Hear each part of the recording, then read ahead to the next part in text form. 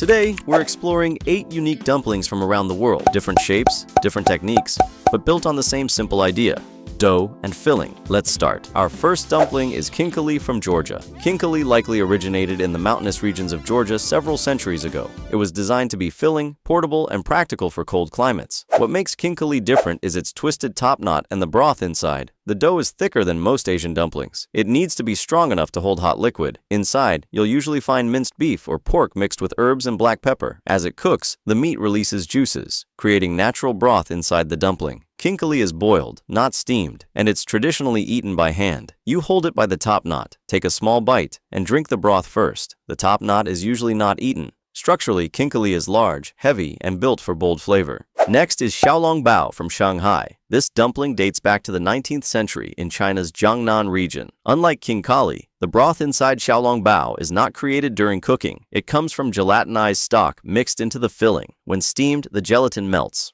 turning into soup. The wrapper is thin and delicate, much thinner than kinkali. Because of this thin skin, xiaolongbao is always steamed in bamboo baskets. It's eaten with a spoon to catch the soup. You gently lift it, bite a small hole, and let the steam escape before drinking the broth. This dumpling is about precision: thin dough, controlled folds, balanced liquid. Now we move to Eastern Europe with pierogi. Pierogi have existed in Poland since at least the 13th century. Unlike the previous two, pierogi do not contain broth. The dough is soft, but firm enough to hold fillings like mashed potatoes, cheese, mushrooms, or meat. Pierogi are first boiled, but many are then pan-fried in butter. That second step changes everything. The outside becomes slightly crisp, while the inside stays soft. Structurally, pierogi are flatter and more compact. They focus on texture contrast rather than liquid filling. They are comfort food, simple, practical, and versatile. Next is manti. Manti are small, much smaller than the dumplings we've seen so far. They likely traveled through Central Asia before becoming part of Turkish cuisine. The dough is rolled thin and cut into small squares. Each one is filled with a small amount of minced meat. They are usually boiled, but what defines manti is what comes after cooking. They are topped with yogurt sauce and finished with hot chili butter. Unlike soup dumplings, manti are about layers of flavor added on top. Small size, rich toppings, strong contrast between cool yogurt and warm butter. Next, we have banh bao. Banh bao was influenced by Chinese baozi, but evolved in Vietnam with its own variations. Unlike the previous dumplings, this one is made with yeast-leavened dough. That means the dough is fluffy and bread-like. Inside, you'll often find seasoned pork, wood ear mushrooms, Chinese sausage, and a boiled egg. It is steamed, creating a soft outer layer. Structurally, banh bao is thicker and more bread-like than thin dumplings like xiaolongbao. It's not about broth. It's about layered fillings inside a soft, airy bun.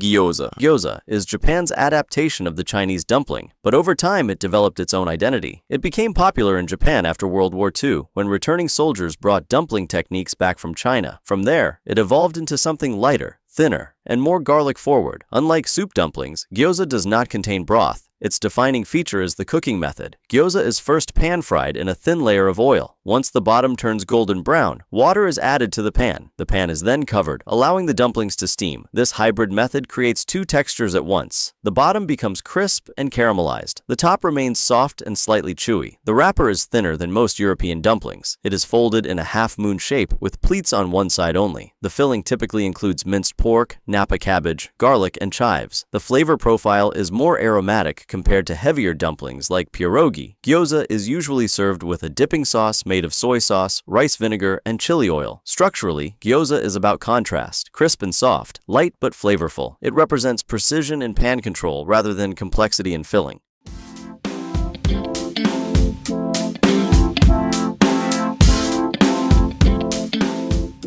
Momos. Momos are one of the most popular street foods in Nepal and across the Himalayan region. They are believed to have originated from Tibetan dumplings and gradually adapted into Nepalese cuisine. Momos are usually smaller than kinkali and less delicate than xiaolongbao. The dough is simple, flour and water, rolled thin but not translucent. It is strong enough to hold juicy fillings, but not designed to contain large amounts of broth. Fillings vary. Common options include minced chicken, buffalo meat, pork, or vegetables. Spices are moderate, allowing the filling to remain clean and straightforward. Momos are typically steamed, though fried versions also exist. Unlike many dumplings that focus purely on the wrapper and filling, momos rely heavily on sauce. They are almost always served with a spicy tomato-based dipping sauce, often blended with chili and garlic. This sauce adds heat and acidity, balancing the mild dumpling interior. Structurally, momos are practical and adaptable. They can be folded into half-moon shapes or round pleated tops. They represent a dumpling style built for community meals and street vendors. Simple to produce, easy to serve, and highly customizable.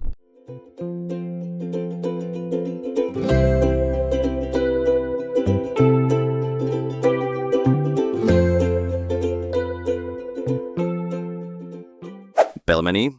Pelmeni are traditional Russian dumplings known for their compact size and efficiency. They originated in Siberia, where freezing temperatures made food preservation essential. Pelmeni were designed to be stored outdoors in winter and cooked quickly when needed. The dough is thin but sturdy. It is wrapped tightly around a dense meat filling. Unlike pierogi, pelmeni are rarely pan-fried. They are almost always boiled. The filling usually consists of minced beef, pork, or a mixture of meats. Seasoning is simple: salt, pepper, and sometimes onion. There is no broth pocket inside. Instead, moisture comes directly from the meat itself. Pelmeni are typically served with butter, sour cream, or vinegar. Their small size allows them to cook quickly and be eaten in large quantities. Structurally, pelmeni are compact and sealed completely, often shaped into small rings. They emphasize practicality over visual elegance. Compared to larger dumplings like khinkali or fluffy buns like banbao, pelmeni are minimal and efficient. They reflect a dumpling tradition shaped by climate and necessity.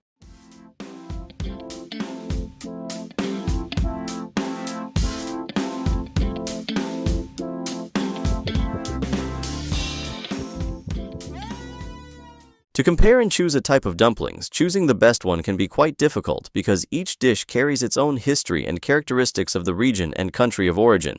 Khinkali creates broth naturally during cooking, using raw meat juices. Its dough is thick and sturdy. Xiaolongbao, on the other hand, uses gelatinized stock that melts during steaming. Its wrapper is thin and delicate. Gyoza combines frying and steaming to produce a crisp base and soft top. Pierogi are boiled first, then often pan-fried for a golden exterior. Both use dry fillings, no broth inside. Manti are small and finished with yogurt and chili butter. Their flavor comes from layers added after cooking.